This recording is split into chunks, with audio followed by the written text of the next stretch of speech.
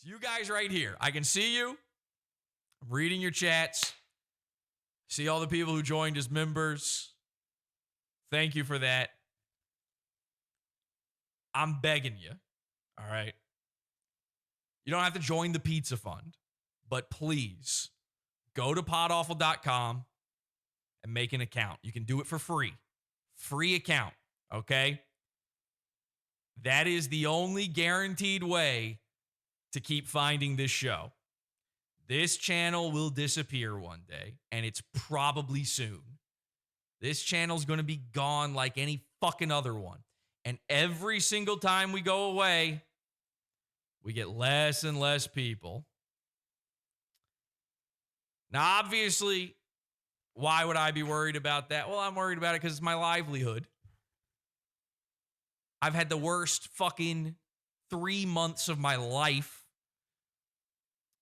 And it's been very tough on my family. I've got a wife and kids. We got another little one coming very soon. And it's stressful. I hate to get real with you on this one. I hate to end season Lunatic Fringe on such a dour note. Yeah, I could get a real job. Even after all of this, even with all the shit that's out there about me under my real name, I could get a real job. I could still support my family. And then you don't get Pod Awful anymore, and you'd move on, and you'd be fine with that. I get it. That's all fine. There's a lot of people, they're not here. They're here for a good time, not a long time. And you're welcome to do that. When I started this show, none of this shit existed. This fucking nightmare.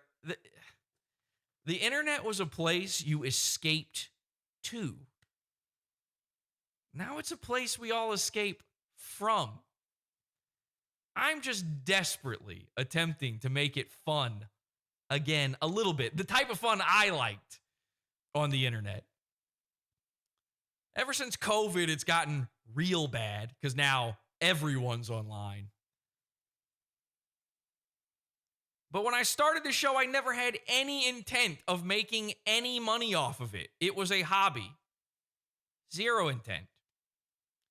And then 1 year in, I said, oh, this is what I want to do.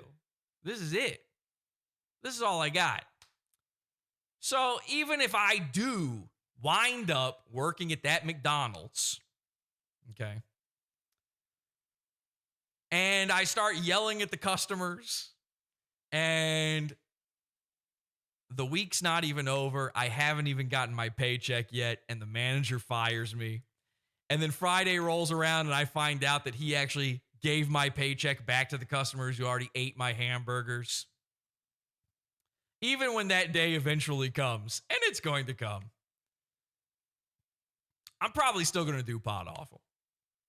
I'm probably going to do it for one person, okay? And that one person is me, the guy I started doing it for. But if you happen to be somebody who enjoys the program, I need your help. Real bad, all right?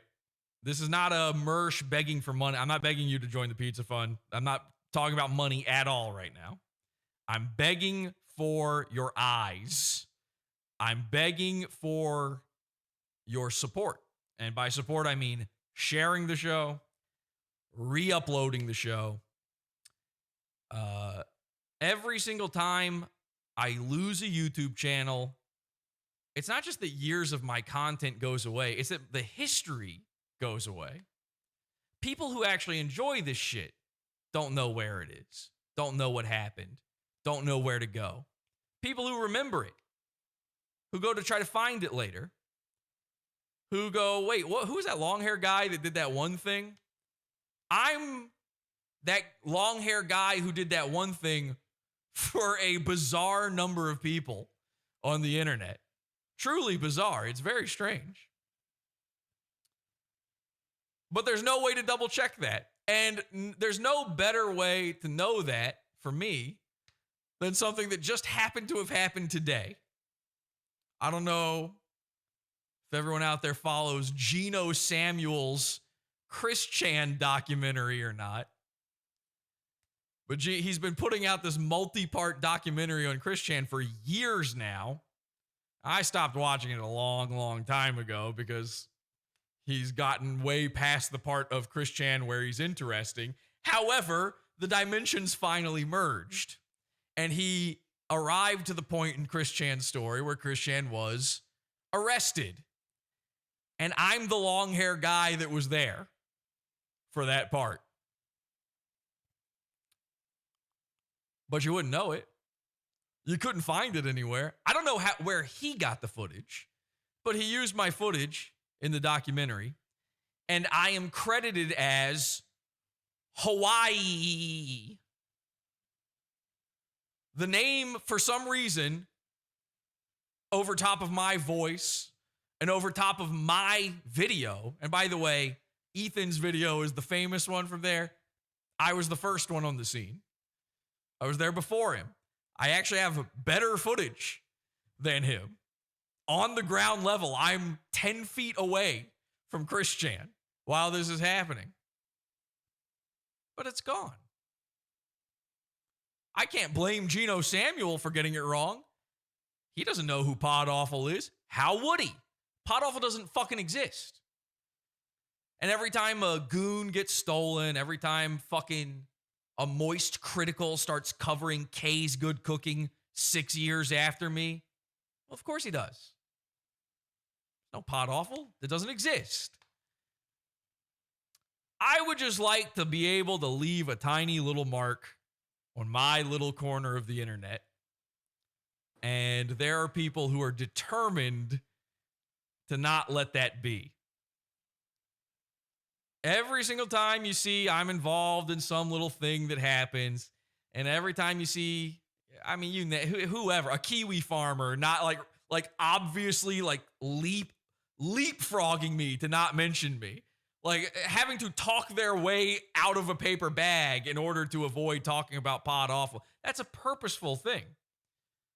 They're rewriting history. You're watching history be rewritten in front of your eyes. And it's not just me. Anybody that this could happen to, this isn't important shit, but it's interesting. It's funny. It's funny